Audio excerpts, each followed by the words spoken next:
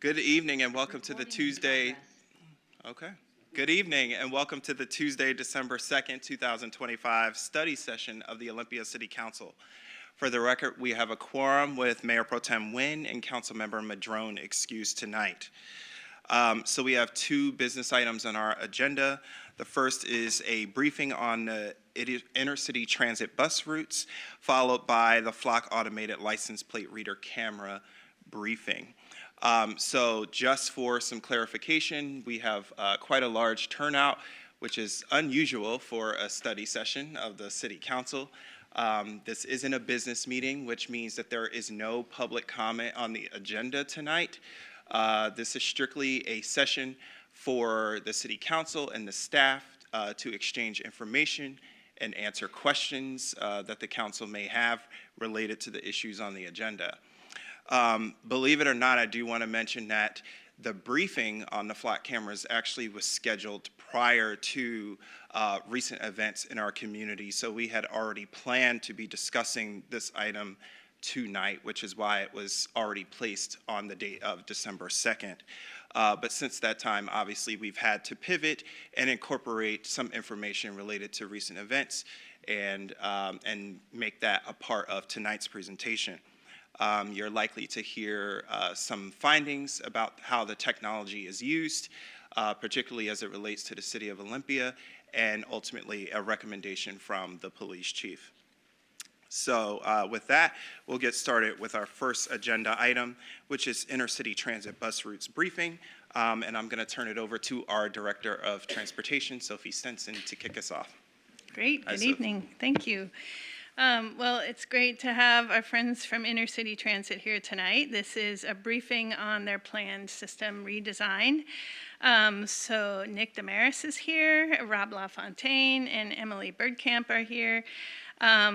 This is all towards a May 2026 plan for Intercity Transit to expand its fixed route service in the community.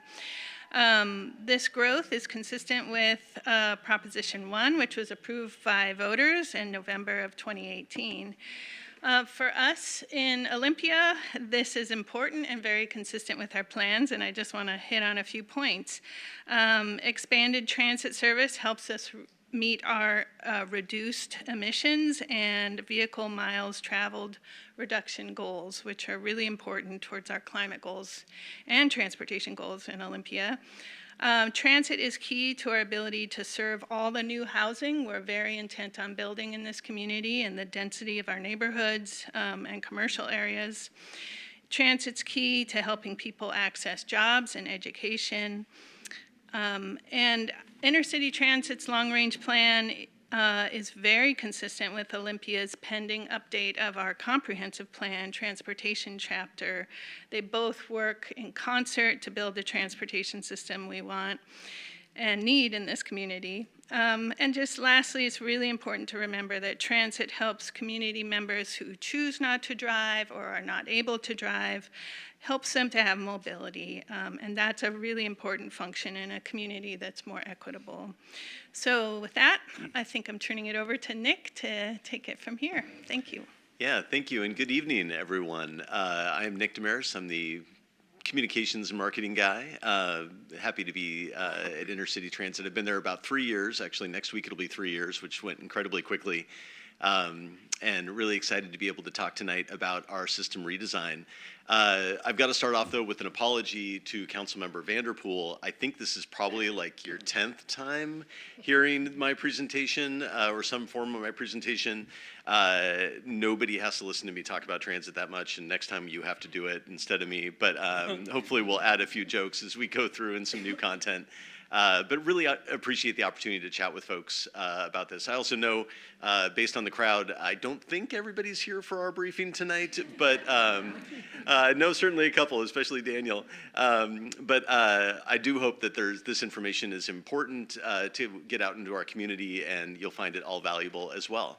I find the Venn diagram of people who are willing to show up at a city council member meeting and people who care about public transit and community mobility is pretty overlapped. So Excited to be able to talk about that. I'm going to handle the bulk of the presentation, but I've got my wonderful sidekick, partner in crime, Rob LaFontaine, as our planning director and really the architect of a lot of our system redesign here to answer any questions. And then Emily Bergkamp, our general manager, and we are so lucky to be able to have her in our community and leading such an important agency.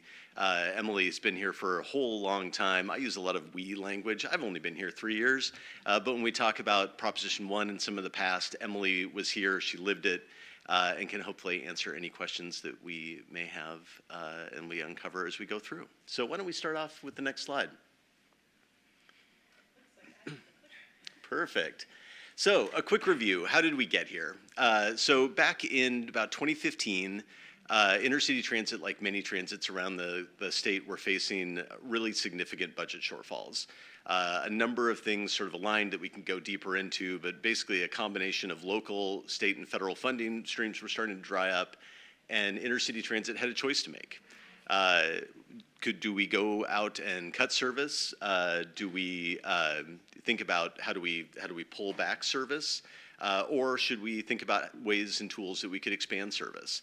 And the community came together, and the intercity transit went out on what they called the road trip. And it was, again, a whole number of public meetings, information sessions, customer comments, just all kinds of different inputs that they were able to get throughout that. And the resounding response from the community was, we don't want less transit in our communities for all the great reasons that Sophie talked about, why transit is so critical for a community like ours. They wanted more transit. And not only did they want more transit, they wanted transformational transit, right? They were willing to invest in that. And that then turned into a conversation. Can you go to the next slide? I probably should have grabbed the clicker, but I'll just point to Rob when we want to go to the next slide. That then turned into Proposition 1, and many of you were involved in Proposition 1 when that came about, and that was based on a couple steps. One, we had to go to the legislature and ask for the authority to ask for and receive an extra small percentage of state sales tax, and then we had to go to a vote of the people here in the community and basically ask the community, are you willing to invest a little bit more of your state sales tax dollars into your local transit system? And as part of that, there were these commitments that were made, these proposed improvements, and I'm not going to read them all out, but we can get into any of them as folks are interested. And it was really intended to provide this transformational transit system to our community.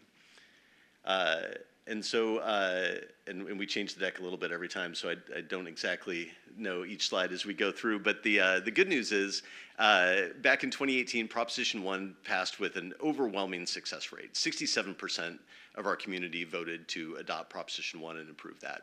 That's a tremendous thing. And I've got to tell you, as a marketing professional, the fact that I get to sell a free, high-quality product in our community that the community universally loves is a wonderful situation, rather than trying to be out and trying to talk to people about things that people don't want. We were just talking about during the pandemic, I was the public affairs director of the Employment Security Department at the state, trying to explain unemployment insurance benefits to people. That is far worse than this. So I feel really glad that we get to talk about this incredible service that we provide in our community. So there were a number of investments and transitions that were coming along based on Proposition 1 passing. And some of that included our decision to go zero fare back in 2020. Zero fare actually wasn't one of those 9 proposed improvements that you saw on that list, but what was on there was the idea of how do we collect fares more efficiently. The agency was facing the need to invest in a really major overhaul of the fare collection system. We were still collecting coins and tokens and bills, believe it or not, and that was going to be a really expensive investment. I think it was somewhere in the neighborhood of $6 to $8 million, if I remember, over time. And then so instead, the agency brought in some consultants to really evaluate, what do we receive from that? When you back out all the costs of collecting money, it ended up being about 2 to 3% of our total revenue. And so at the time, the board made the really courageous decision to offer zero fare as a pilot to our community. That moved forward in January of 2020, and 2 months later, the whole world shut down, right? Everything changed. And they here, as tough of a time as I was having over at Unemployment Security, they were also having a tough time here at Intercity Transit, where when Rob and I have talked about it, for the first time in his career in public transit, we were trying to tell people don't ride the bus. Right? That is a really tough spot to be in, going to an on-demand service, cutting service, limiting service. Talk about change. Service changes every week as we were trying to pull service on and off the street. And so that really derailed and slowed down the plan for a while. In addition to that, we had what a lot of other agencies faced, which was mass retirements of some of our older operators, our bus operators, people within the organization, for a lot of personal reasons, as well as people just getting to that point in their career. A lot of our bus operators, this is their second or third career. A lot of folks will delay retirement and drive buses for us, and those ended up being some of our more vulnerable people in our community as well from a health perspective. And so we were in a really tough spot from operators and capacity within the system. And so as we built out of this, and this is when I started to join the organization, we started to look back at those proposed improvements and really evaluated, what makes sense and what makes sense next for us to be able to start to deliver on some of those improvements that we promised the community back in 2018. And as part of that, the board has expanded the pilot for our zero fare pilot. There's a number of these other investments that are happening that we can certainly go into at any point that folks would like to. But the real element of this that was really interesting as we started to look at it was, how do you solve a lot of these problems through our current fixed route bus system? And a lot of times our service changes are sort of nips and tucks, right? We're changing service here, we're adding a little more capacity to that. But instead we said, what if we could really have a full holistic redesign of our system and organize it much more efficiently to deliver on these promises and meet the capacity needs of our community? And what we came up with, what Rob came up with during the pandemic and looking at all the data and looking at all the thousands of customer comments, is a new system. Now, unless you are an absolute intercity transit aficionado, I would challenge anyone to squint at this and know exactly how this is different than our current system. But the good news is we've got all kinds of tools for you to be able to evaluate your individual impact as well as we go through. But in addition to really wonderful expansion of service within our community, there's sort of three major principles that I want to talk about. One, invest in corridors. We are a system, we're not a new city, right? A lot of new cities are giant grids if you look at them, and it's very easy to run bus service on grids. We are 3 cities, actually 4 cities within our service area that all grew up around themselves and around each other. And we also have natural barriers and in things that make it tricky to be able to run buses down. We largely run buses down most streets in our communities that make sense to run buses down. But we know that we can invest in those a little bit differently. And particularly our east-west corridor, our data really shows us is the primary place that we need to be able to move people quickly through our community. So we'll talk about that in a moment. We also want to provide better connectivity, particularly for our area high schools, the state capitol, SPSCC, and Evergreen. These are key areas where our ridership proves out that people need to be able to move in and around those areas. We'll talk a little bit more about that. And then providing new service and access throughout our community. One other piece that we don't hit on too much in here, every time we add new service throughout our community, that actually impacts our dial lift, our paratransit border as well. And so that expands that potential service out into the community as well. So thinking about the corridor. Right now, if you think about our bus system, we are really sort of a hub and spoke system. If you think about the Olympia Transit Center and the Lacey Transit Center, and then the Capitol Mall, which is sort of our de facto west side hub, most of our bus routes sort of make their way there and make their way out from there. And that works pretty well, particularly as we are limited with constrained resources, number of hours that we could provide out in service, whether it's a lack of drivers or lack of buses. But that often results in a lot of out-of-way travel, out-of-direction travel for folks. If you need to get from sort of here to here, but you got to go all the way here first, that's a really inconvenient triangle to be able to operate in. And so instead of making everybody make those transfers at those sort of 3 hubs, we really wanted to figure out, could we invest in a corridor across our community where we could drive really strong frequency and efficiency through that corridor, and then coordinate and allow for better on-street connections within that corridor for the community. And so instead of having to get all the way to a transit center to then connect to a different bus, what if we turned that entire corridor into a high-speed corridor and transfer point for our community? And so as you look at this, it's really sort of the Lacey Costco is the marker that I usually use, all the way to the Capitol Mall. This is the real incredible frequency corridor we're going to be able to put a lot of capacity on and to be able to move people across town very quickly. Another thing that we often talk about in addition to span is frequency, right? So for transit-dependent riders, choice riders, chance riders across the spectrum, the thing that people want is span, how long the buses run, and how fast do they come, how often do they come. But often some of these corridors don't really demand, the entirety of the route really doesn't demand 15-minute frequency or very short frequency because there's just not the ridership to be able to support that. But Rob utilized a tool that I think is really great around shared frequency. And so this is College Street out in Lacey. Right now we run the 64 down College Street every 30 minutes. It's great service, really important. But 30-minute frequency for College Street, especially with the amount of transit-dependent riders and choice riders we have on that, doesn't meet everybody's need. But it didn't make sense to add double the buses on the 64 because I love the 64, I live on the 64. It is a meandering route that leaves the Olympia Transit Center, makes its way up by Lions Park, down Boulevard, and eventually makes its way down College Street out to Amtrak, right? There are much better ways to be able to service that area. Instead, what if we ran 2 bus lines down College Street every 15 minutes, every 30 minutes with overlapping frequency, which results in 15-minute frequency from the Lacey Transit Center out to the corner of Yelm Highway and College Street.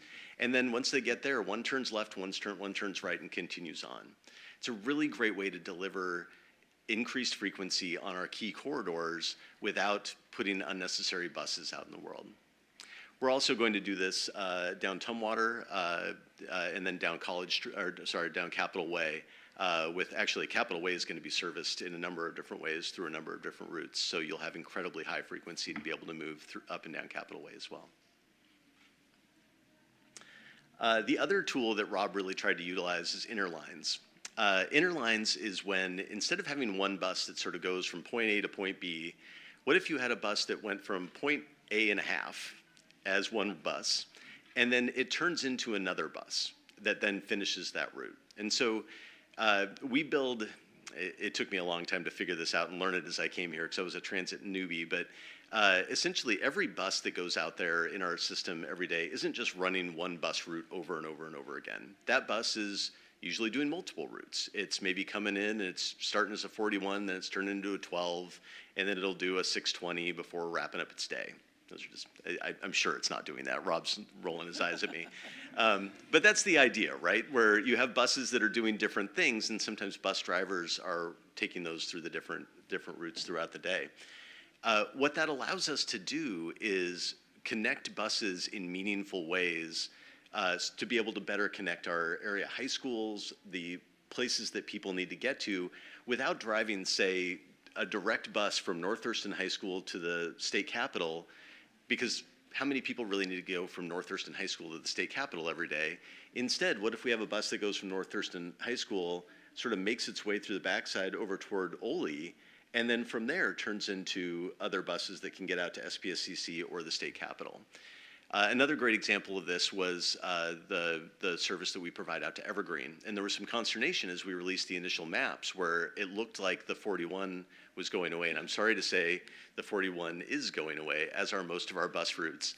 But some folks were really concerned about it still being called the 41. There's a lot of love for the 41 in our community. I understand it. I'm a 41 devotee myself. But what they were more concerned about was direct access between downtown and Evergreen. And if you look at the map, it was kind of tough to be able to see it. What we were able to explain is that direct access still exists, and the way it does is through an interline. And so if you caught a bus down here in downtown Olympia and you grabbed one of our 9Xs, it would drive you out to the Capitol Mall, and then without having to get off that bus will turn into a 32? 34. I'm still working on the numbers. It will turn into a 34 and continue all the way out to Evergreen. And so it allows us to utilize these buses in different ways and more efficiently and preserving that one-seat ride for folks. But it is confusing to be able to communicate and to educate people on it, right? So this is going to be part of our effort as we continue to push. Speaking about high schools, this is one of the pieces of feedback that we heard a lot from our community of school buses do a great job of getting kids from their house to their school and back at the end of the day. I have a teenager. She seldom does that, right? She has practice. She has to go to a job. She has to go to these other places. And so better connectivity for our area high schools and families was really an important ingredient that we focused on. Please. Sorry, I'm going to jump in here. Rob LaFontaine. Nick mentioned the COVID years, and without replaying all of that, certainly intercity transit was in a far different time, in a time we never expected to be in. So much so that we ended up suspending all fixed route service for a period of time, and then reintroduced it in June of 2020. And when we did so, we were operating just a fraction of the service that we were accustomed to. And that ended up being a rather interesting, I hate to use the word experiment, but scenario. But it forced scarcity into the equation. And as we got into the school year and so forth, and the different entities were adjusting to how they were going to respond to the pandemic, some of the folks we heard from first were parents, school administrators, trying to figure out how they were going to handle the mobility needs of youth. Whereas state offices made different choices, and we're still seeing a lot of telework today. But students have been mobile pretty much since the get-go. That's a great point. I also really want to highlight that connectivity to SBSCC. It was something that we heard specifically from families of how can my student take advantage of Running Start and other potential project or different programs if they don't have access to a personal vehicle. So for us, this is really about delivering equity throughout the system and making that available to everybody. Let's go ahead and move forward. Again, a bit of an eye chart, which you have to really know well, but these are the segments of new service. And it may not seem super overwhelming if you know our community and part of that is, like I said before, we already drive buses. Most places it makes sense to drive buses. A few notable exceptions here. For the first time ever, we're going to be running service up Black Lake Boulevard. Particularly as we think about the city's plan for the Capitol Triangle or the Capitol Mall Triangle area. That's a really key area for us to be able to provide service and connectivity. We are also, that big squiggly line sort of in the middle back is down past Pioneer Park off Yelm Highway, back into the backside of Tumwater. Although there are not as many state employees working out in Tumwater's Town Square and other places as there was pre-pandemic, there still are quite a few, and there's a lot of mobility needs out there.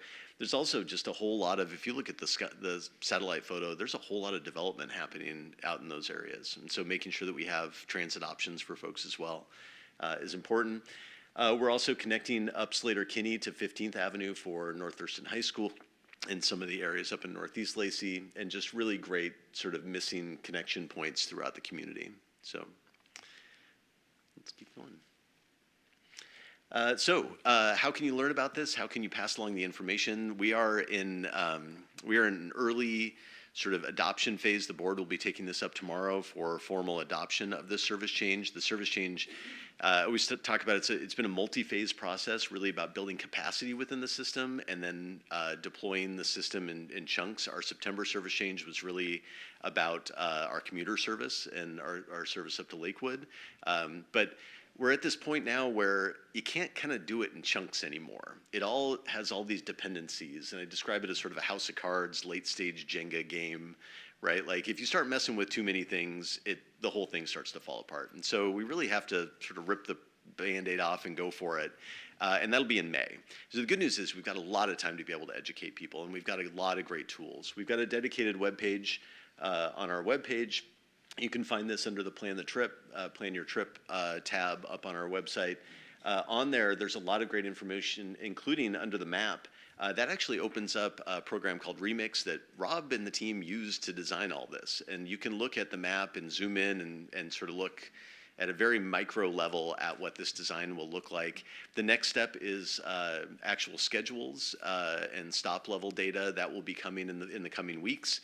And then we will be doing a real strong push starting at the new year for the first four and a half months of the year to be able to get everybody up to date about all those different tools.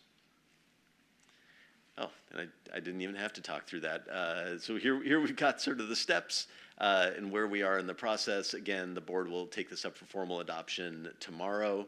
Assuming that all goes well, then we will be in full activation education mode for our ridership. And then just to sort of go back, you may notice the Next Stop logo up at the top. As we were looking at this slate of improvements and improvements that we talked to the community about and that the community invested in us back in 2018, we really felt like we wanted to tie these together. And so what we've come up with is this concept of Next Stop. And Next Stop is really, the next version of intercity transit as we deploy this improved service throughout our community and give the community the transformational service that they asked for and invested in. And if you look at those Prop 1 elements, you can see that we're largely starting to deliver on some of those and building toward that. I will, as a note, the Night Owl service, particularly as a lot of folks know it, that services Evergreen is actually a partnership with Evergreen that we utilize. And so we'll be in discussions with them about how they want to provide that late night service back out to campus. Really critical piece to be able to make sure that students can come down and enjoy town and get home safely at the end of that. And then there's a million other things that we've got going on in those ongoing categories as well. Zero fare, as we talked about before, the pilot has been extended through 2028, and then the ultimate decision about what to do next will be left to our wonderful board and general manager about what we do there. But we could have a whole another hour-long presentation about what that's meant to our community. But I won't belabor the point too much today, but it's safe to say that it has really opened up our community accessibility throughout the entire service area. So with that, I think we're sort of wrapped with the formal presentation. Happy to answer any questions you may have. Thank you, Nick. It's good to see you again. Any questions from the council? Councilmember Gilman. Thank you for the presentation. I'm excited that we've reached this point. Olympia Council just approved as one of the chapters of the comprehensive plan some new language around transit. What do we call it? Frequent transit, because it's not bus rapid. I think we called it frequent. It's different rules for denser infill housing around bus stops that have 15-minute service. And so I'd asked Emily today, and I'm guessing you guys have chatted about it, if it would be possible in the near term to have a map of the 15-minute stops, including those, where two routes cross or two routes are running parallel, because then we need to draw a series of half-mile circles around them to see if there's any new territory that's scooped up with this shift in routes. So that's something I would appreciate. And I think Rob started working on that today, so you might have something in your email box too. So at least his first take at it. So yeah. I'm great. Not my best work, but I'm grateful for that. Thank you. And I'm willing to reluctantly give up the 41, as long as I can still go to my same stop and stand there and have a bus come. Right. I appreciate that. And one of the things too, as you look at Rob, maybe if you can go back to the overall map. Because I think part of the concern about the 41, the 41 currently goes from downtown, makes its way up Division, after turning off Harrison, and then makes its way out to Evergreen. And part of it's tough to see here, but as you see that sort of neon green piece that's going up Division now, the real focus of that is to be able to better connect the area community to the different services in the community there. And one of the highlights of that was our partnership with LP Brown Elementary. A lot of LP Brown families live in the Yager Park, Capitol Mall area, and particularly some of those lower income housing areas, and have mobility issues. And in working with LP Brown's principal and some of their teachers out there, they were having trouble getting some of those families to participate in after-school activities, evening readathons, different community events, because they have mobility issues. And if the school bus isn't going to be able to take the families to and from, that's really difficult to be able to get them there. And so that was a real key focus for us, is to look at how do we connect, particularly our transit-dependent riders, into those community institutions that we need them to be able to have that equitable access to. Another really nice aspect of this redesign is we now have service on Henderson. So I can assure you, some folks in here have been to Watershed. I love Watershed Park, going on hikes down there. And so some of the criticism we've received over the years is that we don't have service to Squaxin Park. But this, I think, was a really nice middle ground to have that service on Henderson, because Watershed is such an important piece of, our region as far as, little microclimate down there, rainforest. So that's something that I'm really excited about, as well as, and I just want to talk about Rob for a moment. He's very humble, but he and his team have worked really hard on this. They have synthesized a lot of information, a lot of data, both number data and also information that people have shared over the years, and has really struck a great balance with this redesign. In fact, we consider it a redistribution of service based on equity.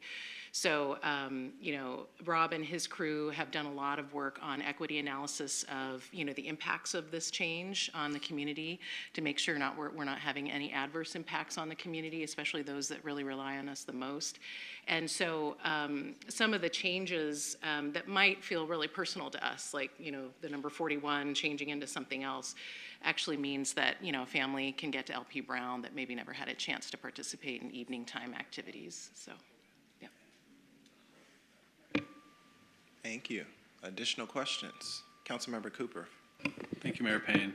This sounds reasonable. So thank you for making our system more efficient. So I have a middle schooler, and I can never remember numbers. So talk to me a little bit about how you're planning to go and teach the middle school and high school kids in particular about the changes from day 1 to day 2 that will happen to them in real time. And then I find it very convenient everywhere I go now to use Google Maps for public transit. Will that be updated in real time? And talk to us just a little bit about how to learn and how to use. Yeah, thank you for that question. So the outreach season starts now, to be able to, and I tell people it's everywhere all at once, or whatever the title of the wonderful movie was. But we are going to utilize all of the channels. And part of that is a partnership with all the local school districts. I've already made those connections with their communications folks, understood the channels. We're also trying to engage some of the local high school marketing classes and DECA programs to see if they can help. My 16-year-old doesn't think anything I say is cool. And so maybe I can get other 16-year-olds to tell other 16-year-olds in a cooler way. Yeah, exactly. So we're going to try some peer-to-peer marketing as well for school-age children. And then the question about technology is a really great one. And so right now, we really encourage folks to use whatever transit app they enjoy, whether that's Google Maps, Apple Maps, the transit app, One Bus Away, because all of those, and we could spend a whole bunch of time on it, all of those are pulling data from the same feed that is a publicly universal standard that all transit agencies use. What we will have soon on our website will be a preview trip planner that will allow, based on this new system, someone to go in and say, right, I need to go from this address to this address, and what will that look like post-change? And that will hopefully help allay a lot of fear that maybe is out in the community about how long is this going to take me, and what do these transfers look like, and am I going to be standing in the rain for 30 minutes? So that will be coming in January, and I think that's really going to be critical. Thank you. And we also have some services. We have new transit ambassadors that ride the buses now to kind of help out drivers with issues that can pop up, but also when customers get lost and they need to figure out where their next transfer is. So those folks will be out in force definitely in the early days of the redesign. We also have bus buddies. These are volunteers that will ride with people on the bus for as long as they need it, as well as travel trainers. So travel trainers can teach folks new routes and things like that too. And I have a hunch my 15-year-old rides the bus too, and I'm guessing that he's going to be teaching me some tricks after a little while. So yeah. Thank you. Oh, Emily, your mic. Councilmember Green. Yeah, thank you, Mayor Payne. Thank you all for this. This is, I have seen some of this like on social media and on however you've communicated it, but it's really helpful to have this walkthrough. Obviously, your planning for these routes is based on lots of data, best practice, like all of the things. So fantastic. What is the plan once it's implemented for how frequently you will look at ridership numbers or kind of the reality of how well it plays out compared to how well you hope it plays out? I can tell you we'll be looking at data immediately, just because we're curious, really. So one thing ultimately it'll take a period of transition, several months, if not even a couple of years, to really kind of get through a major change like this. That being said, one of the things I've been telling folks as we've been going through this is, again, going back to COVID, sorry. We have made so many adjustments to the transit service in recent years, this undoubtedly being a large one. But the message being that if we didn't get something quite right, we'll adapt, we'll adjust. Changing transit system is not easy. And so, I mean, that needs to be respected. But if it's not working well, we'll strive to make it better. Ridership is a really interesting metric. I could spend a whole nother study session just on that in and of itself, especially having gone zero fare. There's just a lot of elements that will influence data like that. Ridership is really a measurement of boardings. And so if you introduce more bus-to-bus transfers, your ridership will increase, even though the total number of human beings might remain the same. I mean, it has its fallacies, built into it. So it's not, it's a standard, but it's not the only measurement we look at. And I'll just add, data is at the heart of everything, every decision that we make. Obviously, we get a lot of anecdotal information, customer comments, specific individual concerns, but without charging fares, which is a great way to figure out exactly where people are going, we have people counters that count how many people get on each bus and get off each bus. And that data really doesn't lie. That tells us where people are currently utilizing the service. And then we use the other data that we receive and the customer comments and the more anecdotal data to try to figure out where other people may want to go. We have a responsibility with the limited resources that we have of buses, people, hours, to be able to make sure that those are being utilized as best they can be throughout the community. So that's a constant evolving practice. Thank you. Councilmember Cooper. Yeah, sorry not to belabor this, but I had one other question pop up, and it might be more of a question for the city, and I don't know that I need an answer right now, but I was thinking about having service up Henderson, which is near my house, and it'll change the neighborhood access to the rest of town dramatically. But I have wondered if we've talked about what the impact on the park would be with an unimproved parking lot and a porta potty balanced on the edge of the hill. Have we looked at the new routes and the impact of public infrastructure by changing where people are going to go? Not that it would be necessarily bad, but I just want to make sure that we're thinking that way and having those conversations between the two organizations. We can certainly think that. Yeah, I can say we can take a deeper dive into sort of the broader thought about what is a public facility that will suddenly have better access. I know that within transportation, we've looked at Rob's plans and thought about the future improvements in our transportation master plan. And this week, we're having a public meeting in this room on Thursday about Capitol Way and our changes there. And we're actually thinking of changing bus stops a bit. So anyway, there's a lot to integrate, but I appreciate the comment, and it's something I can pass on to Silvana at Parks too. Thanks. Thank you. So I have a question about the ridership data.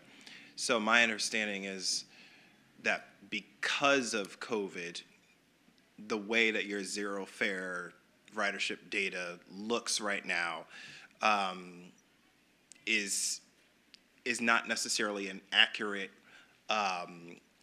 projection of what that will eventually look like. So if I'm misunderstanding that, please correct me, but if that's the case, how will you consider that and then factoring that into these new routes? And do you anticipate changes there?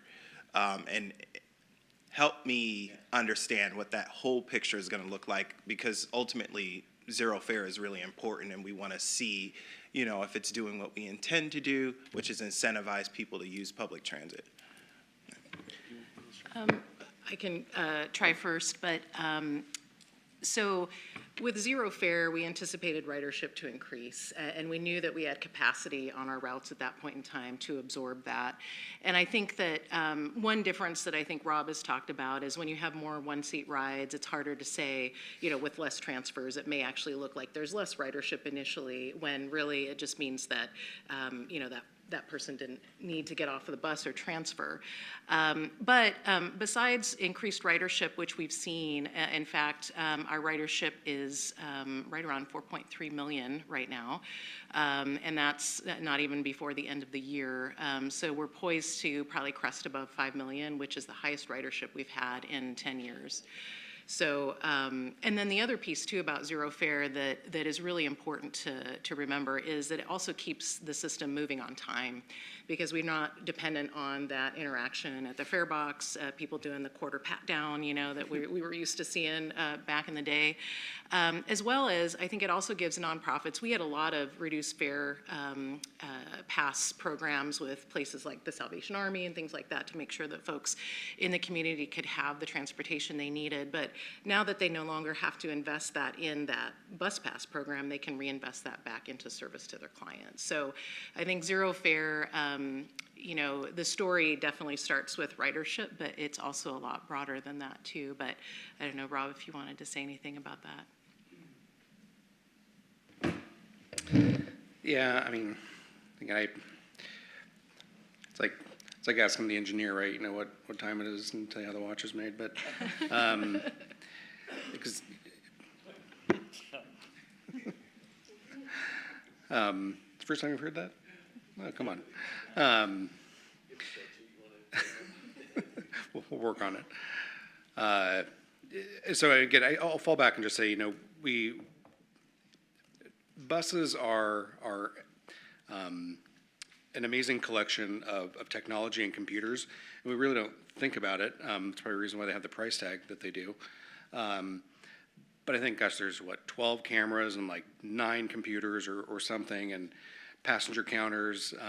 There's all these systems available on these buses cruising around town, and we have access to probably more data than we can quite honestly handle.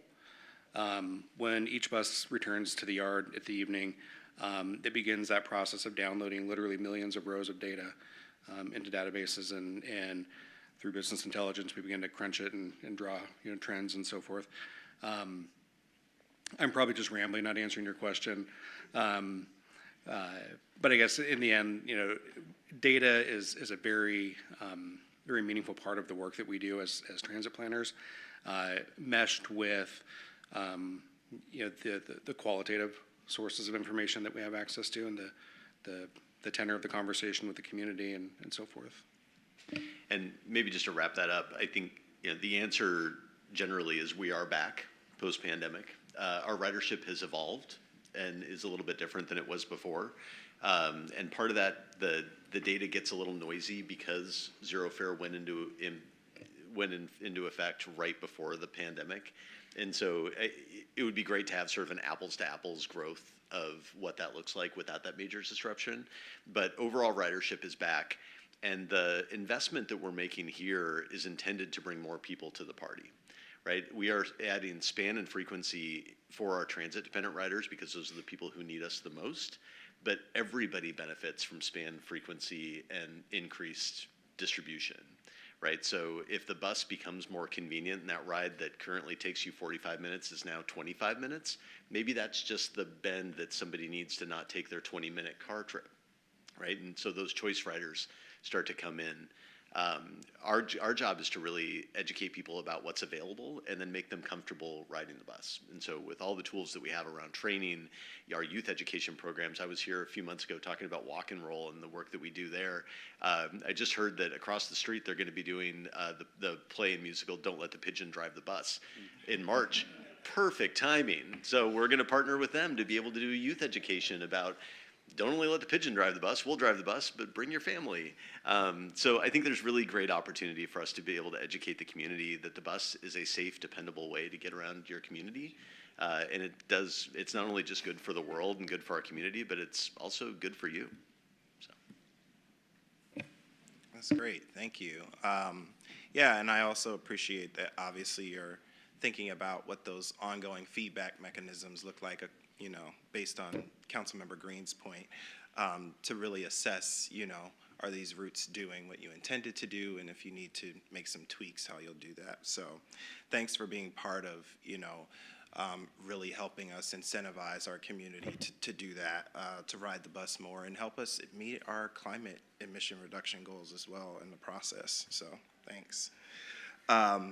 Any additional questions or comments? Councilmember Gilman. Well, I can't help but belabor your awesome question about, so are people riding the bus? Is this worth it? And I just wanted to point out that what's significant to me in that the ridership is now more than when we so COVID's a blip, but the recovery happened in spite of people not going to work in person every day. That's what's significant to me about getting back and surpassing the level of ridership that we had right before the pandemic, is that it's different riders going different places than it was 6 years ago. And that's intriguing to me. It's people using new service to go different places or run different errands. So I just wanted to point that out. That's part of the noise that I think Nick was describing, is we have a lot of people working remotely, and we didn't have that before. So anyhow, I think it's a really important question about, are people riding the bus, and are more people riding the bus as we make changes? Yeah. Thanks. Any additional comments? Councilmember Vanderpool. Just a couple last thoughts. I really do appreciate Nick and Rob for going and listening to folks about this, because there were some real concerns. And every time we've gotten the presentation, if someone had a question, you've written very detailed emails to folks and letting them know about their concerns, and even meeting with folks about this. It's never easy making changes like this, but I do appreciate you making that effort and updating it consistently and talking through the details of it, right? So 41 kept coming up, but I think that it's important that you went and met with folks that had their concerns about that, and also mentioned like the fact that a lot of this has to do with the agreement with Evergreen, right? And that coming up in, when is that coming up? Summertime? Yeah. Through the school year is our current agreement. Yeah. So we will actually continue the Nightline past service change through the end of the school year, Yeah. and then that will come up for agreement after that. And so, like, mentioning those details and letting folks know that we're paying attention to that, right? Making sure we're meeting those needs. And the fact that the night owl is on that list eventually, too. So there's going to be expansion for that, right? Because I've talked to people, they're like, I love the system. And then people are like, I love to go out at night, but I need to get here and there, and, like, looking at that in the future. So there's going to be more coming. And I think that gives me optimism. So, thank you, guys. Thank you. Any other comments? Seeing none. Well, thank you all again. We look forward to the public outreach and education campaign. I hope it goes well.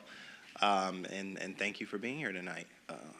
Especially given the climate, you're brave to be here tonight for this presentation. So thank you.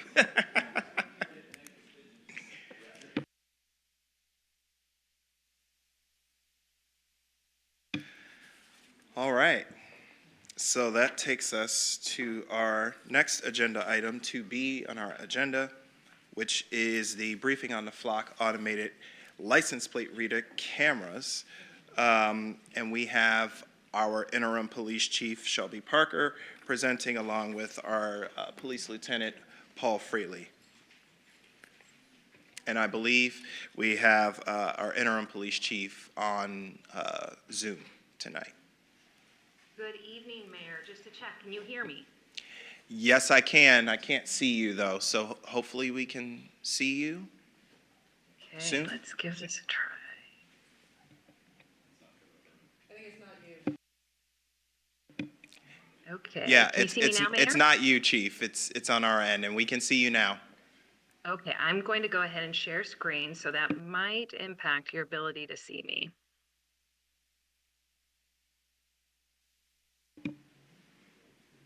All right, does that work for everybody? Yes, it does. We see you, and we see it. Very good. All right. Well, good evening. For the record, I'm Shelby Parker, Interim Chief of Police for the Olympia Police Department. And this evening, I'm joined by Lieutenant Paul Fraley, who serves as our flock administrator.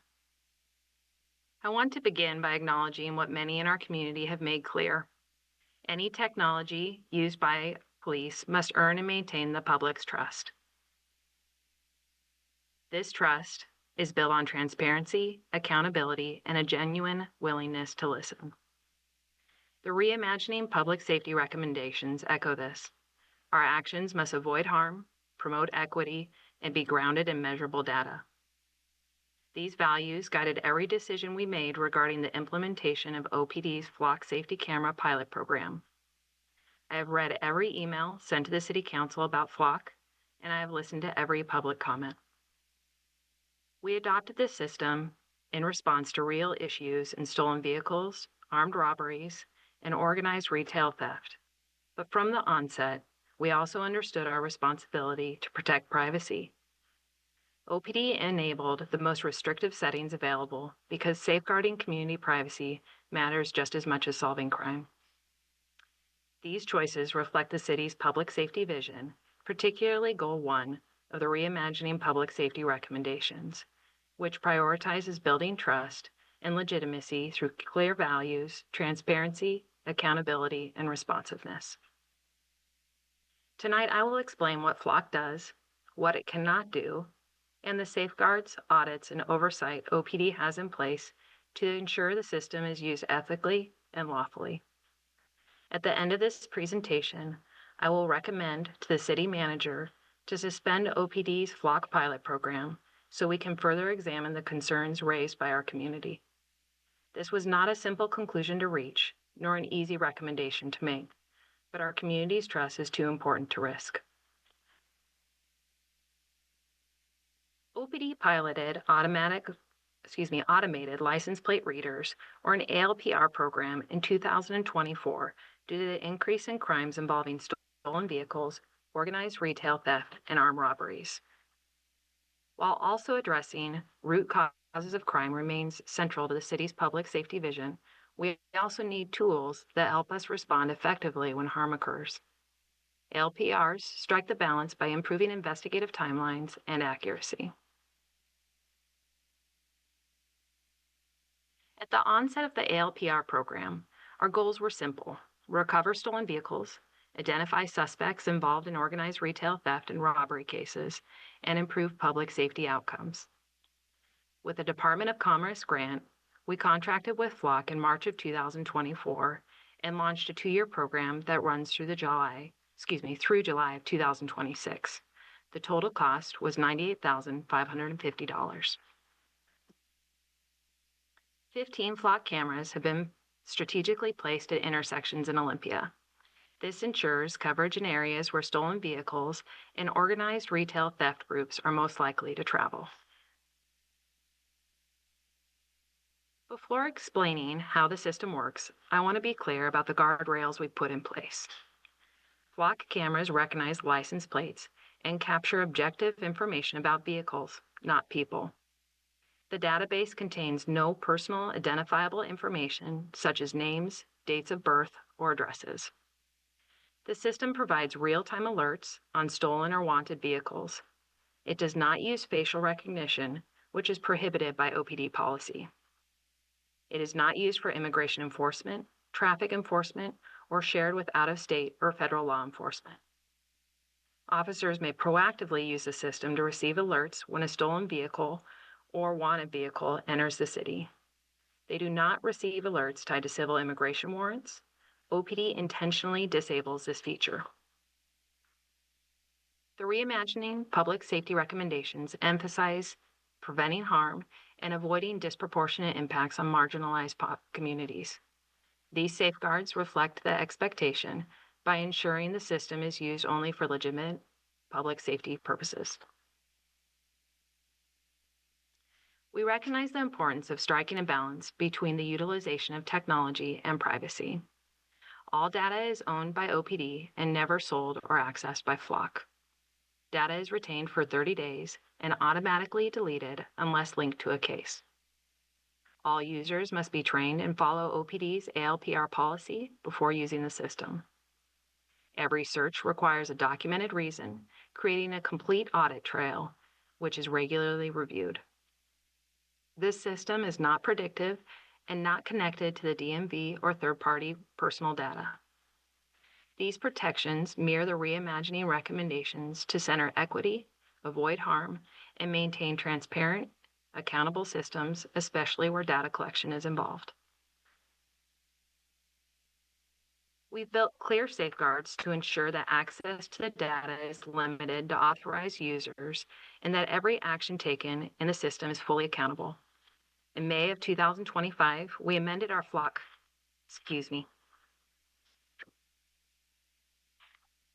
we have nice energy systems here in this building, and so my camera turned off, or my lighting did, There we go. In May of 2025, we amended our Flock contract and OPD's ALPR policy to strengthen safeguards. By the amended contract, Flock can only access or disclose footage if legally required or expressly authorized by OPD. By policy, ALPRs shall not be used for immigration enforcement, surveillance based on a protected class, monitoring First Amendment protected activities, or tracking travel to or from healthcare facilities. Olympia is the sole owner of our ALPR data. Flock cannot access, use, or sell Olympia's data. The company's documentation confirms that agencies control their data and sharing permissions entirely. No automatic data sharing occurs. Any agency wishing to view Olympia's data must submit a request, which must be reviewed and approved by Olympia's Flock administrator. Olympia does not participate in Flock's national lookup feature and does not share data outside the state of Washington. Washington state agencies seeking access are not automatically approved. Requests are individually reviewed to ensure compliance with Washington state law and Olympia policies. Clear boundaries around data ownership and sharing reflect the reimagining recommendations that the city's public safety system operate with transparency and strict accountability to the community. Olympia has implemented every available Flock safeguard to prevent unauthorized use. There's 4 of these, and I'll go over them in detail. Keyword-based immigration and reproductive health filter. In August of 2025, Flock activated a mandatory search filter statewide to comply with Washington laws restricting law enforcement activities related to immigration enforcement and reproductive health care. This filter automatically excludes Olympia cameras from any search results appearing connected to these topics, even if another agency attempts to do so. 2. Manual review of data sharing requests. OPD's Flock administrator must explicitly approve all data sharing requests. Federal agencies are clearly marked within the flock system and cannot be automatically granted access, nor will OPD approve such access. These protections support the city's equity commitments by preventing misuse of data that could disproportionately impact vulnerable community members. 3. Comprehensive audits. Every search performed by Olympia personnel or an approved Washington state law enforcement agency is permanently logged, along with the reason for the search. The flock system maintains organizational and network audits, allowing OPD to review any access, internal or external. OPD's flock administrator conducts regular internal audits to ensure full compliance with state law, department policy, and the city's contractual protections. 4. Private camera integration. Businesses that partner with OPD keep ownership of their own data. They cannot access OPD's data, ensuring separation between public and private systems. Auditing and verification directly support reimagining recommendations calling for robust data use, outcome measurement, and public reporting to build trust. We maintain a transparency portal on OPD's website with program information, our ALPR policy, usage statistics, a public audit tool, and monthly case summaries. This information provides the community with complete visibility into how the system is utilized. The University of Washington's Leaving the Door Wide Open report acknowledges Olympia's compliance and caution in data sharing. It notes, quote, in at least 6 cases, including Douglas County, Kittitas County Sheriff's Offices, and Linwood, Mount Vernon, and Olympia Police Departments, flock networks during 2025 do not contain any searches by Border Patrol, suggesting that at least some local agencies were not exposed to this backdoor access, end quote. This independent finding confirms that Olympia's restrictive configuration functions exactly as intended, protecting community data while maintaining investigative capabilities. Independent validation of our data protections aligns with the reimagining recommendations for regular, transparent evaluations of systems using the best available information. On November 6th, a Skagit County Superior Court judge ruled that flock camera records fall under Washington State's Public Records Act. This ruling is consistent with how the Olympia Police Department has handled these records from the start. We have always treated flock camera records as subject to public disclosure laws. Before this ruling, we received a handful of requests. Most requesters never picked up the records, but we still gathered the data and met our legal obligations and timelines. Since the court ruling, requests have increased. Before the court ruling, there were 5 requests. At this point in time, we've processed a total of 10 in the complete entirety of the program. Several factors make flock camera record disclosures an ineffective tool for anyone seeking to misuse or exploit the system. There's a large volume of records. OPD's cameras capture roughly 4 million images every 30 days. A data set of 4 million images is massive. There is no personally identifiable information, meaning records cannot be requested based on a specific person. They can only be searched by plate number or broad time ranges. The city's electronic records policy applies to these records. Producing electronic copies costs 5 cents per 4 images. A complete 30-day release of OPD's flock records would cost roughly $50,000. Community members may schedule an appointment to view the records in person at no cost, provided they are not requesting physical copies.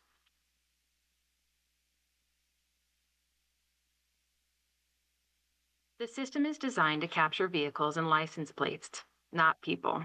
Occupants are rarely visible, and the system cannot search for or identify individuals inside of vehicles. Data is not real time. By the time flock records are released through public records requests, the information is dated. The average time for flock public records disclosure is approximately 2 weeks.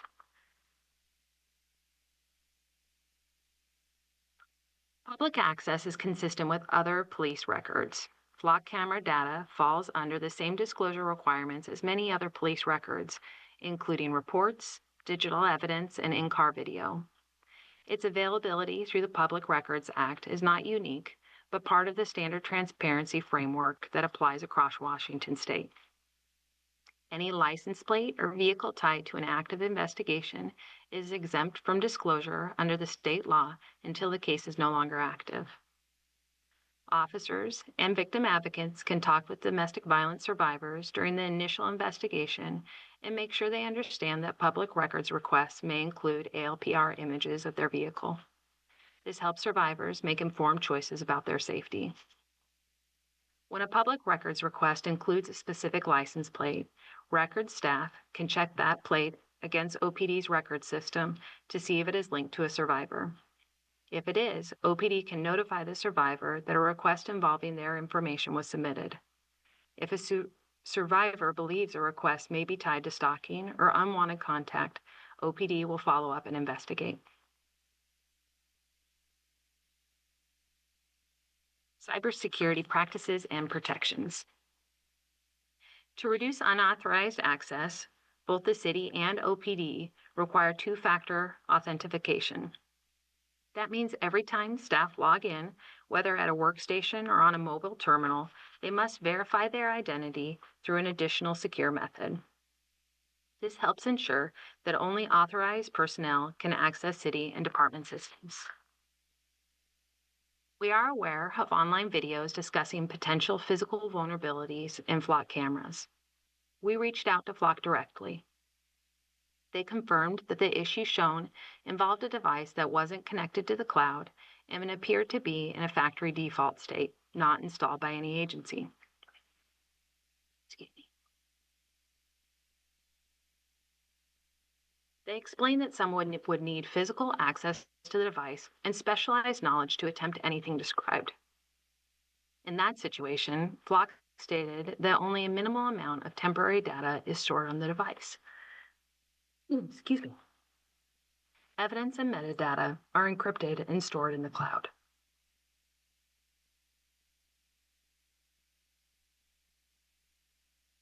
Flock reported that they follow national Secure by Design cybersecurity standards, submit internal reports and vulnerabilities within their system to MITRE for inclusion in the National Institute of Standards and Technology's National Vulnerability Database, and use AES-256 encryption as validated by the company's ISO 27001 compliance certification, which is the industry standard. We've walked through how the system is restricted, audited, and monitored, and we've discussed privacy protections, data controls, and security measures in place. Now I'd like to shift to outcomes we've seen from using this system. The examples that follow demonstrate what Flock can accomplish within these established limits. Since August of 2024, Flock has assisted in 112 arrests, including 29 stolen vehicle recoveries, as well as multiple investigations into burglary and theft. These cases confirm that the technology is doing exactly what we hoped, helping us reduce property crime and hold offenders accountable. But what has surprised us is just how effective Flock has been in solving crimes against people. In fact, the single largest category of Flock-assisted arrests has been assaults and domestic violence, with 39 arrests directly tied to camera alerts. We've also seen arrests in cases of robbery, homicide, human trafficking, and kidnapping. These are crimes where quick identification of a suspect vehicle can mean the difference between further harm to community members.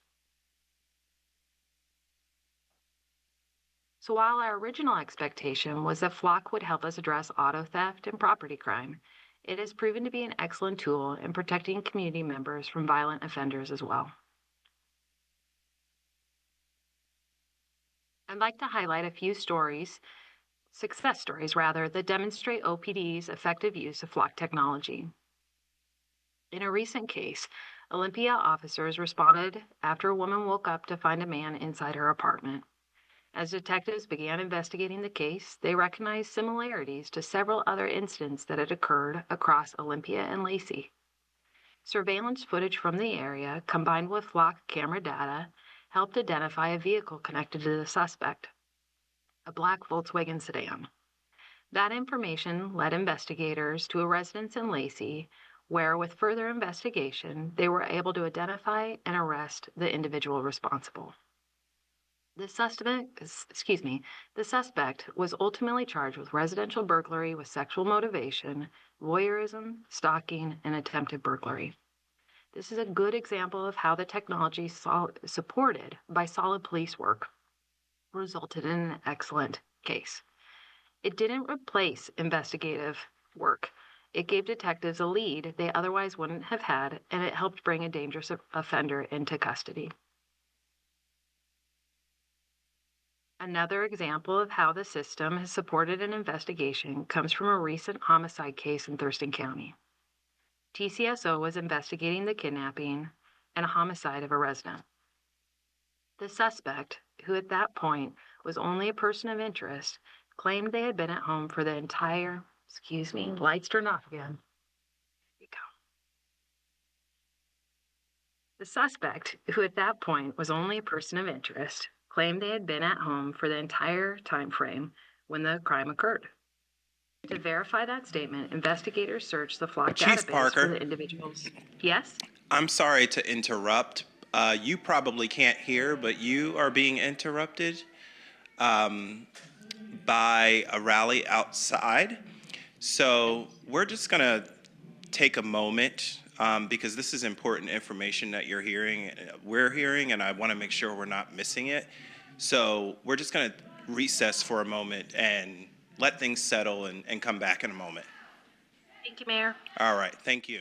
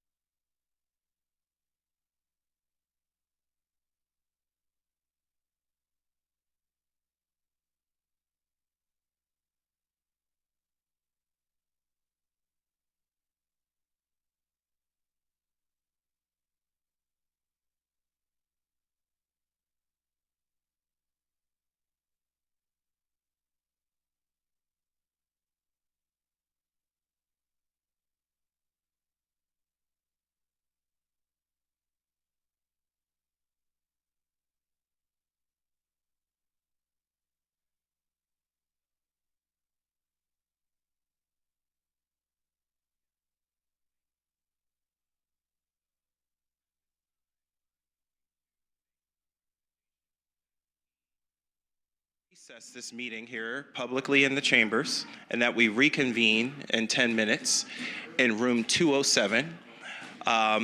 We are permitted by state law to reconvene behind closed doors in the event that our business is disrupted.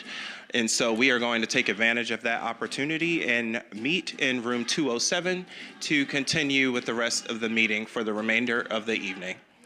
So do I have a second on that motion?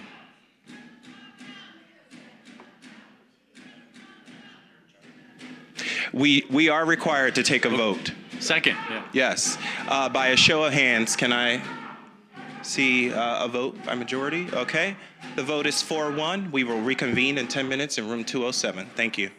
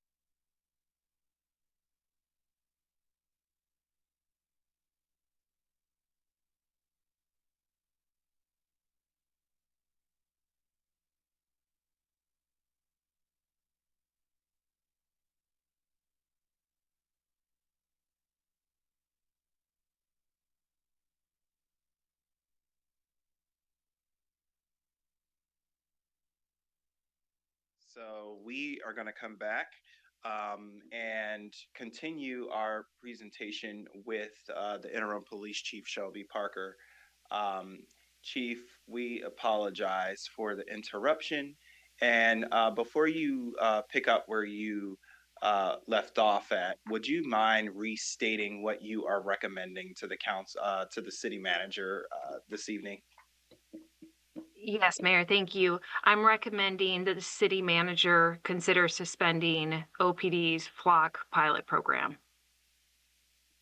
Thank you very much. And please continue when you're ready. Thank you. I was discussing an example of how the system has worked here in Olympia, referencing a homicide in Thurston County.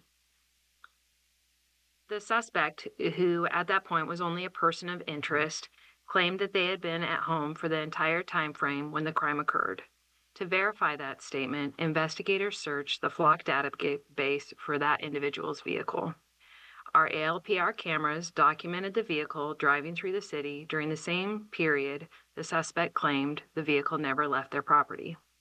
That evidence allowed investigators to disprove the alibi and advance the case. TCSO investigators have said that Olympia's flock cameras were a key factor in solving this homicide. The suspect was later charged with kidnapping and murder. Two additional examples. In another case, an officer responded to a flock safety alert for a stolen vehicle entering Olympia. Officers located the vehicle and confirmed it was stolen. The driver was placed under arrest and was found to have 28 grams of fentanyl. Another case involved violent road rage incidents. In the first instance, a driver used an axe to damage another person's vehicle after a minor collision. A short time later, Lacey Police Department received a similar report with a license plate. Days later, a flock alert identified the exact vehicle in Olympia. Officers responded, investigated, and ultimately arrested the suspect for both violent road rage attacks. The last example. In this example, an officer received a flock alert for a vehicle reported stolen and entering Olympia. It was found in a West Side parking lot. As additional officers arrived, a coordinated effort was made to safely recover the vehicle. Inside the vehicle, officers found a stolen firearm, more than $7,300 in cash, a large amount of narcotics, and narcotics distribution-related items. These cases highlight the practical role this system has played in some of our investigations. The value isn't the technology itself. It's in how it helps us find the truth faster, support victims more effectively, and hold people accountable, thereby directly improving public safety for our community.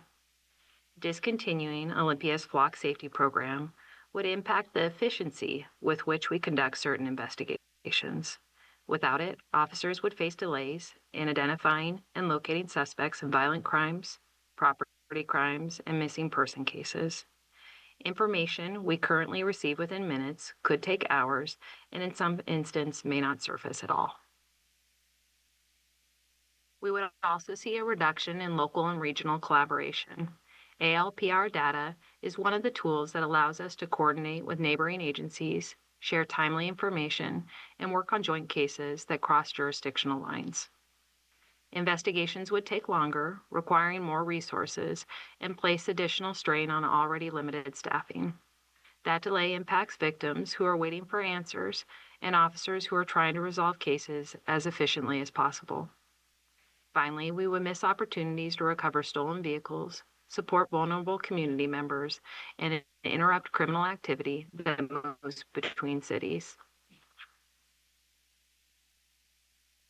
Community concerns about privacy and immigration enforcement are legitimate, and we share them. That's why we build a system that exceeds state requirements and maintains strict limits on access and use. ALPR cameras have helped OPD and our local law enforcement partners solve serious crimes and protect vulnerable individuals while operating within strict guidelines. Its value comes from how we use it, carefully and transparently. Our officers have utilized this tool exceptionally well.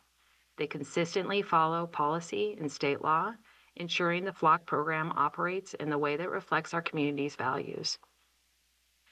As identified in the Reimagining Public Safety Vision, our responsibility is to support a public safety system that fosters trust and works for everyone. This includes stepping back when necessary to evaluate emerging risks, listening to community concerns, and making decisions grounded in transparency and equity. Everything I've laid out tonight demonstrates what this system has enabled us to do, and what our community stands to lose if it were to disappear entirely. However, we must also be honest about the environment in which we are currently operating. The federal landscape around data access is shifting, and that uncertainty creates risks we can't ignore. Even though Olympia's configuration is restrictive, compliant, and functioning as intended, we owe it to our community to step back and thoroughly examine any vulnerabilities which exist in the broader ALPR framework, not just within our own safeguards. The most responsible path right now isn't to terminate the program, nor is it to continue as if nothing has changed around us. The responsible step is to suspend the system while we evaluate emerging issues and monitor developments at the federal and state levels. And this is why I am recommending the city manager suspend OPD's flock pilot program. This gives us the time and space to make a fully informed decision, one that protects public safety and maintains the community's trust. Thank you. Thank you very much, Chief. City Manager Bernie. Thank you. Before we get to council questions, I just wanted to provide additional and be really clear that I'm accepting the chief's recommendation to suspend the flock system. And so we will do so immediately pending this discussion with council. We want to have the chance for council conversation as well around it, but I want to make that clear. Thank you very much, City Manager Bernie. So any questions or comments for Chief Parker? City Manager. Yes, Councilmember Vanderpool. It's specifically for Jay Bernie, City Manager. Suspension would mean removal, correct? Yeah, we are talking about what that looks like, whether it means covering the cameras, removing the cameras. But I think it's important that if the community still sees the cameras, it's hard. I think it's difficult visually for people to fully believe that they're not operational. So the chief and I are having that conversation about what that looks like to make sure it's clear that the cameras are not in use. Okay. Which may mean removal. Thank you. Yes, Councilmember Green. Yeah, thank you, Mayor Payne. Oh, it's so loud in here. Chief Parker, I just wanted to thank you not only for your presentation, but your thoughtfulness on this. I know this is not an easy thing to think about, removing a tool like this from your officers and your ability to do a lot of what you've shown can be done. But I certainly agree that we're in a different environment today than we were even a year ago, and so I appreciate that you're willing to have that conversation. I have a few questions, but I think based on your recommendation, I will just sideline them and come back. So I really just wanted to say thank you for your continued conversations on this, for your thoughtfulness on this, and I hope as we go forward, if there are other tools or other ways the council can be supportive of other tools that may assist in some of these same just assist your job in any way, but obviously without the same technology, I'd be eager to hear those. Thank you, Councilmember Green. I appreciate the support. Additional comments or questions? Councilmember Cooper, followed by Councilmember Gilman. Thank you, Mayor Payne. Thank you also, Chief Parker. I think that it takes a lot of bravery to make a recommendation to take a tool for doing your job away from your officers. And it's really clear that it's a tool that's helping them in an environment that might not be making it the best policy for Olympia at the moment. And that's brave. And so I wanted to thank you for that bravery to make this recommendation. I know that it was very difficult for you to get to this place. So thank you. Thank you, Councilmember Cooper. I also wanted to thank Lieutenant Fraley. He spent about an hour with Councilmember Gilman and I giving us a tour of the system. And so we had the opportunity to see the back end, see how everything works. And I just want to, I'll be brief and say, I think every bullet that the chief outlined that was a fact or not about Flock, Councilmember Gilman and I were able to see in real time in the system, including the lieutenant wouldn't even let us search for my vehicle when I requested because that's against policy. And so we had to search for a police vehicle because there's not a case or a reason to search for a specific license plate. As well, no indicators of anything other than pictures of the backs of people's cars. It would be very hard to even have a face in the probably couple dozen photos we saw while we were there. We didn't see anything other than maybe bumper stickers that might be personally identifiable beyond a vehicle make and model. But no data or anything that was tied to it, just like the chief said. I think we're in a place where we have a good product with maybe not an upstanding company and definitely bad actors at the federal level, which is a place for me to support the chief's recommendation. And so I hope that we can get them down as soon as possible, deactivate them tomorrow or whatever that looks like.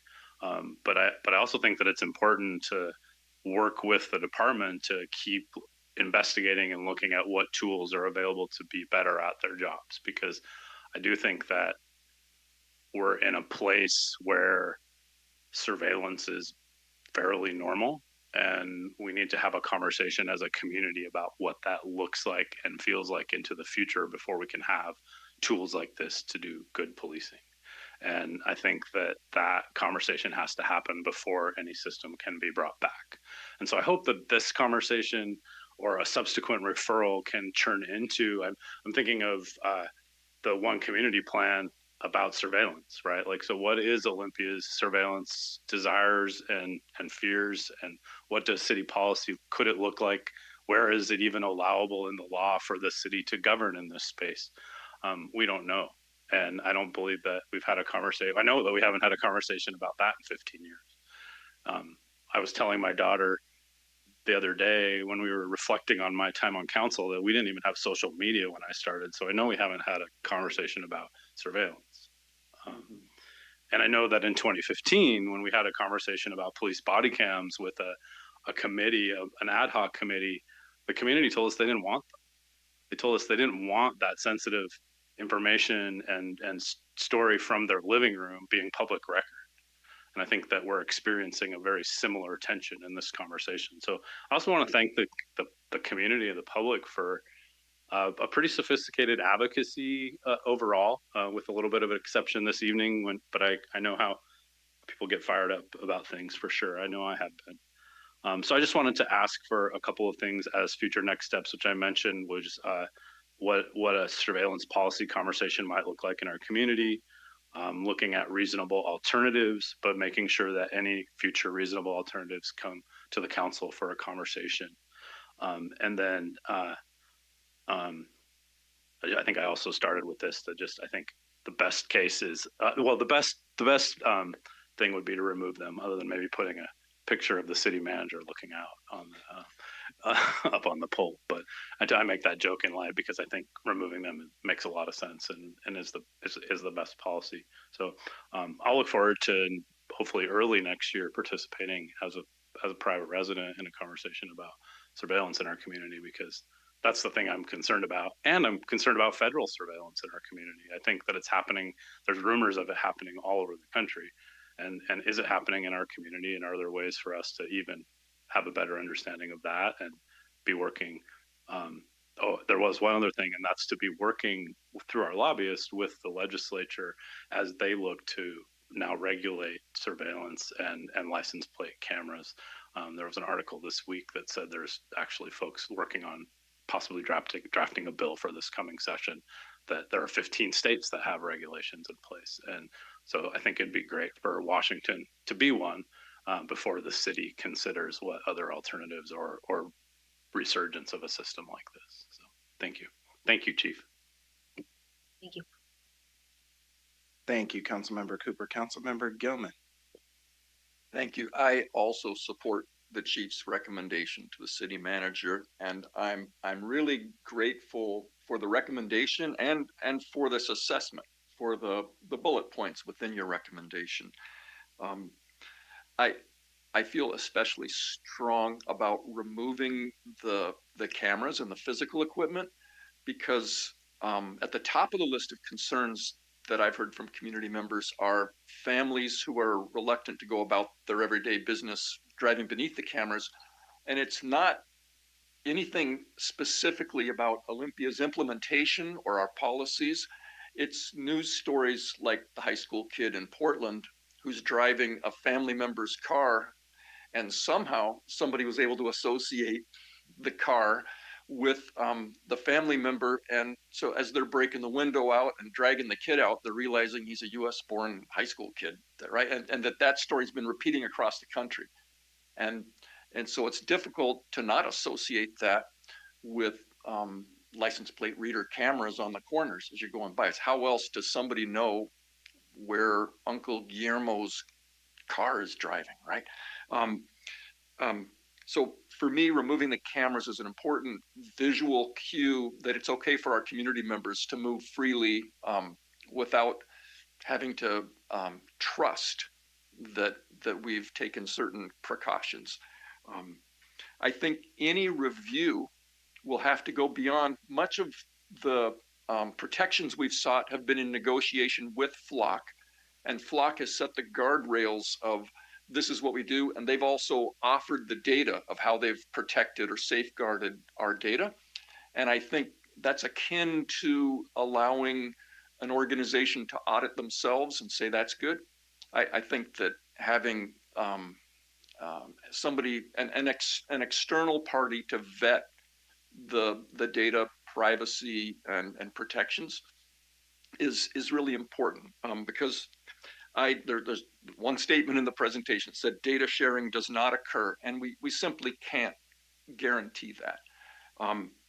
There was last week, in terms of the capricious nature of immigration and the federal government right now, on the 25th, ICE changed their practice with Health and Human Services at a federal basis so that after decades of people having a disclaimer on their Medicaid and on their children's health insurance programs that said this data will not be used for immigration enforcement purposes. Please give us your contact information.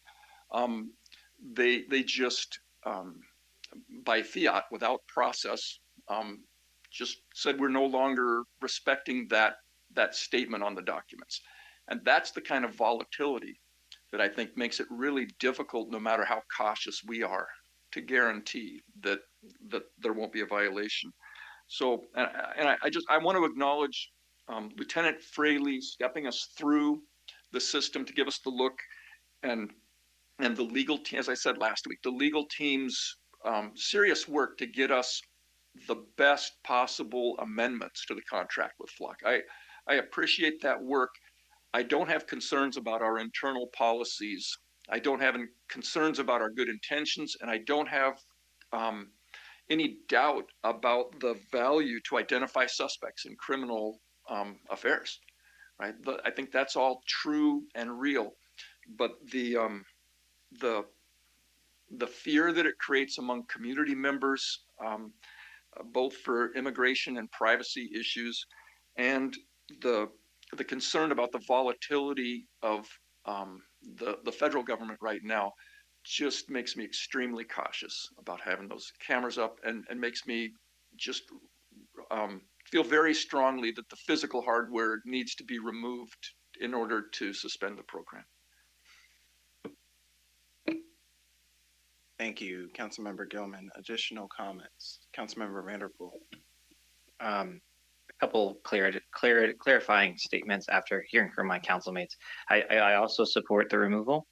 I think that going forward, the public feedback that we receive, allowing a public forum, allowing people to come and talk about what their concerns are regarding cameras in general, can help guide those policies going forward, because I've spoken with enough folks in the community over the last several weeks where they don't have concerns about a camera system that is end-to-end controlled by the city. It's the tech company that's behind it, and it's who does it support, right?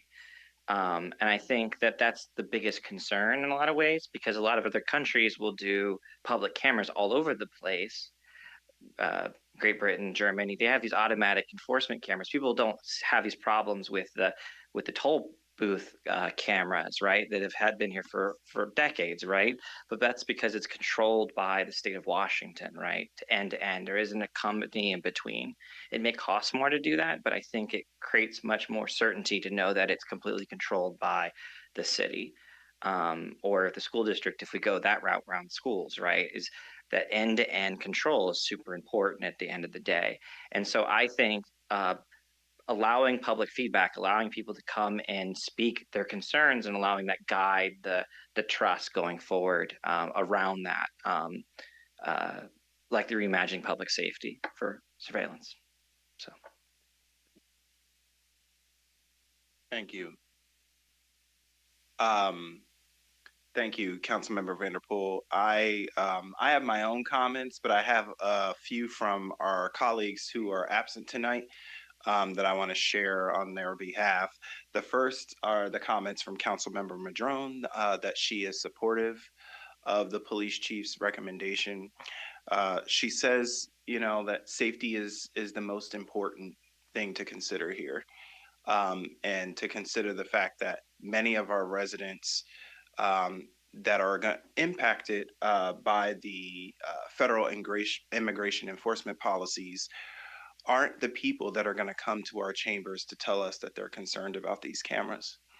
And their qualitative lived experiences that they are having as a result of being concerned, being worried, living in fear is something that we as a council, as a city, have to take into consideration when we are looking at the usage of these cameras under the current climate that we're in due to the federal government. And so she is supportive of the recommendation from the police chief. And then I have our Mayor Pro Tem's comments that I have here, and I'm going to read them verbatim. Because I think we all know how our Mayor Pro Tem feels about editorializing her comments. So she says that, she really wants there to be a recognition of balancing the concerns of potential camera misuse with also the positive benefits of catching serious crimes. Olympia's flock cameras have been useful local law enforcement tool for our police department and our interjurisdictional partners. Staff need to have the necessary tools to do their work.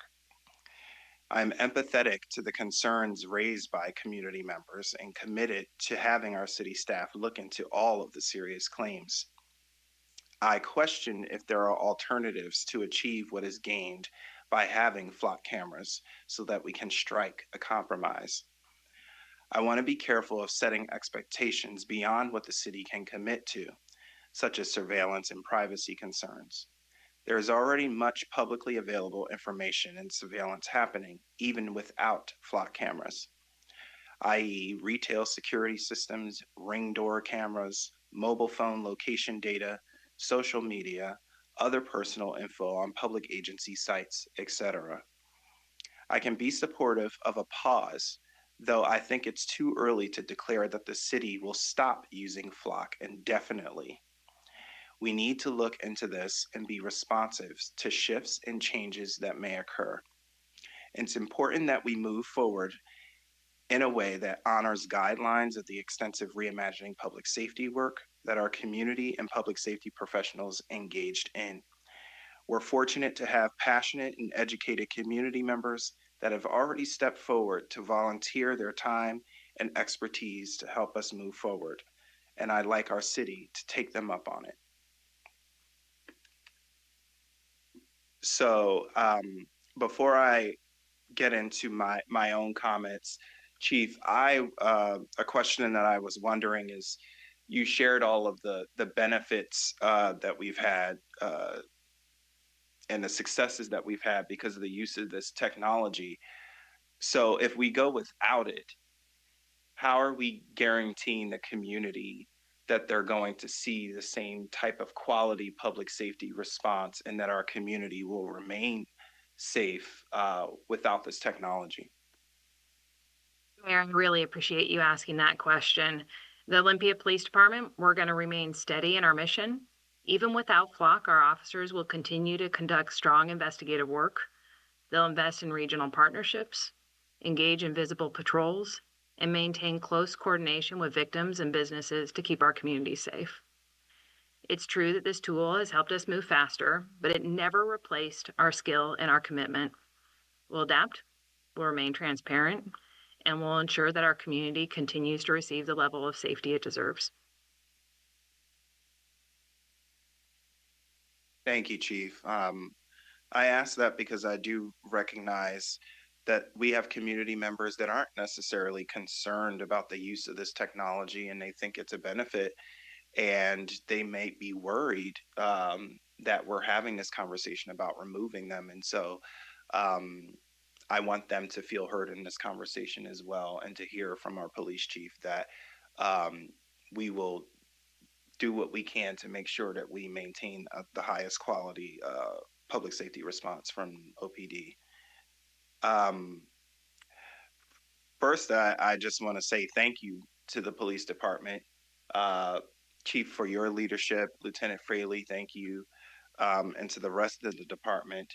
But specifically for coming to community livability and public safety to let us know that you were interested in using this technology. And my understanding is that technically you did not have to do that because this is an operational decision. And yet you did so because you understand the values that this council has and that the city has. And so I really appreciate that sort of the care that was taken from the very beginning of starting this pilot program. But since that time, the climate's changed. We have an unhinged president who is rounding up people and violating their human rights on the streets of our country. And I think that people have every right to be fearful of the fact that our federal government is doing what it can to take as many people as possible with or without just cause, may I add, all in the name of America first, or, you know, I don't know. Well, we do know racism. I'll just say it. For me, I feel that it's unfortunate that we're having this conversation about removing this technology because it has been useful, and I have been supportive of its use for the purposes that you've seen earlier in the presentation, that it's helped us tremendously in terms of addressing property and violent crime in our city. And so I hope that we can see in the future that there will be frank conversations about data as it pertains to crime in our community before, during, and after Flock, because I think it's important to tell that whole story and really make sure that we understand the implications. And I appreciate the Mayor Pro Tem's point about recognizing that this doesn't necessarily have to be an indefinite pause, and that this is really about where we are in terms of the federal government. And right now, it makes sense to support the recommendation. So I'm also supportive of the police chief's recommendation, and I have to tell you that initially, I didn't think that I would be supportive of this action because I do also understand the reality that we are facing political pressure on this issue. And I understand that 100 people showing up in the council chambers isn't necessarily representative of the entire city. Um, and so that's the decisions that we have to weigh when we're facing these kinds of issues. And yet, there were very valid points that were made that night by several community members that spoke during public comment. One of those things being, can we with 100% certainty say that Flock cannot access this data from our city and use it for purposes that supports a deplorable federal immigration agenda? And the answer is no, we can't guarantee that. So, with 100% certainty. And so, because we cannot answer that question, I am supportive of removing the cameras as well. Um, and it's unfortunate because it is a useful technology. Yes, Councilmember Vanderpool. I think the holistic conversation, taking public feedback, using it as a forum to guide the principle of the policies going forward, should also include what we can do around private spaces too, right? There are known businesses that have big corporations that have put these up, and they don't have the same rules that we do at all, and this is a concern. A deep concern for people's lives. This could be something that, if we are limited by the law, we could recommend to the state, right, through our lobbyists, as was mentioned before, because that's the other concern that people have is like, okay, well, the city is responding, but there's also these bigger companies that are going to use them, and that is dangerous in a lot of ways. Because they just don't have that. They can track. I mean, it's more than just advertising and changing the price of goods when you walk into a business. It's also like they will sell that money or sell that information for money, right? Because they are big corporations. And so I think that general conversation should be about what can we do as a city to pressure the state to consider the fact that there are privacy problems with big companies in our state. Thank you. Yes, Councilmember Vanderpool. Or, oh my gosh. Thank you, Councilmember Vanderpool. City Manager Bernie. Thank you, Mr. Mayor. I too want to thank the chief. I want to thank the council for a very caring conversation around this with the chief and OPD. I also want to recognize this has been a very difficult decision for the chief, mainly because I fully trust that our OPD leadership and our staff work very hard every single day to uphold the values in reimagining public safety. And you heard the chief speak to it several times in her presentation, speaking back to reimagining and some of the policy choices we made around the use of this technology. And so I have full trust in her and our leadership and our employees. And I also know it's been a useful tool. And so I know this is a difficult decision. I also appreciate, and a comment was made about the diligence that we've made to try to protect the data and to work hard to protect the data and to ensure that we're not in any way in violation of our sanctuary city policies and the use of our data. And OPD, I believe, has done a really good job in that space. However, as has been said and stated, not everyone in our community right now feels safe for policy decisions that are not in our control. There are people that don't feel safe in this community. And as long as that's true, then I think we need to consider that in making a decision like this. And I appreciate that the chief used that filter as part of making this decision, that not everyone does feel safe. And so, although I agree with her recommendation, I know it's hard, but I do agree with it. And so we'll work to both suspend the system, remove the cameras until such a time as we can have more confidence in kind of what's happened at the federal level, have more community dialogue around the use of surveillance in our communities, and get to a place where we can everyone in our community can feel safe around the use of the tools and systems we utilize. But to me, it's just a lot of gratitude to OPD and the chief for their transparency and they're willing to step forward in a time that's really difficult.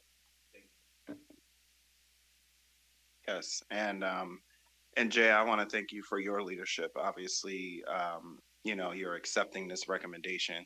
So I do just want to also, make it clear that this isn't a formal act of support or opposition to this recommendation from the police chief, because the recommendation is to the city manager, not to the council. This is an operational decision. So I just want to make that clear.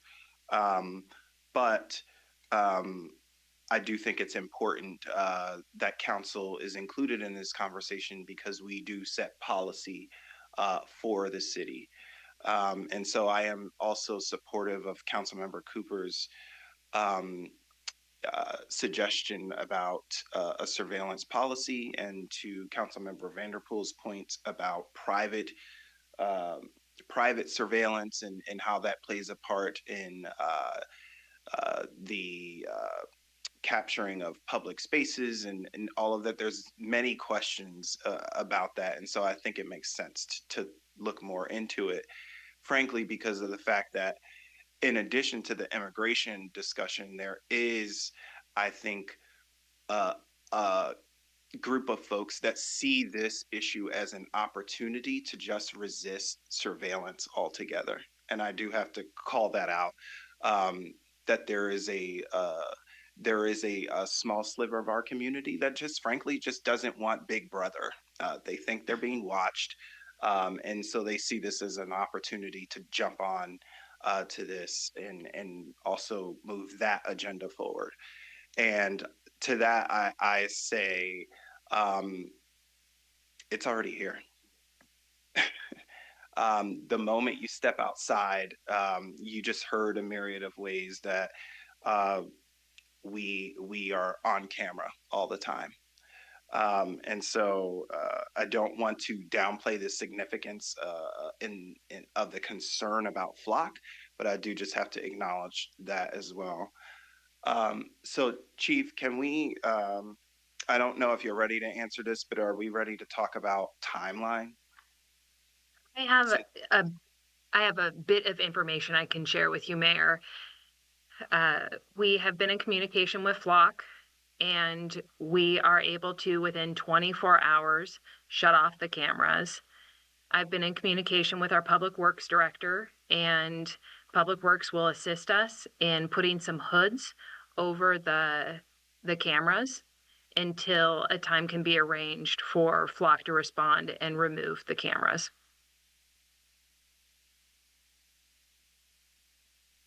Thank you. Councilmember Vanderpool has a question. Are we legally not allowed to remove them ourselves? We do have a contract with Flock, and it does make it clear who the property belongs to. And so we want to make sure that we do everything we can to protect our community safety. That's where the hoods come in very effectively to make it and so the cameras cannot capture images, and then work with Flock to get them removed as quickly as possible. They do work with contractors, so this will all have to be arranged. Thank you very much, Chief. And it sounds like that's going to take some time. So I'm just going to go ahead and say it now that, I think as much as we can communicate publicly as to where we are with all of this to the public, I think the better. So thank you for providing the details you could in the moment. Thank you. Yeah. Yes. And we'll work. I see Stacy taking a note, but we'll work to get some communication out. This is potentially, especially since of the meeting disruption and having to come upstairs. I want to make sure that everyone in the community knows about the decisions that were made tonight and what the next steps are. So Stacy will work with the chief and we'll put something together and get it out soon. And then as the chief better understands the timelines for removing the cameras, we'll get some updates out to community, updates out to council. But I'm hearing the chief say she's going to move as quickly as she can to get the cameras removed. Absolutely. Thank you. Any final comments or questions? Well, thanks everybody. Onward and upward. That concludes our business for tonight. Again, thank you to the community members who expressed their concern and showed up and came to the city to share their thoughts and their concerns about our neighbors that are being targeted by this federal administration. So your voice is important in this. And I also just want to say, although it was unfortunate that we were interrupted and had to come to room 207 to finish our meeting, I do think that we still had a great presentation and discussion. So thank you, Chief, for taking the time tonight to give us some solid information, and look forward to future presentations on data post-flock. So with no further business before the Olympia City Council, we're adjourned.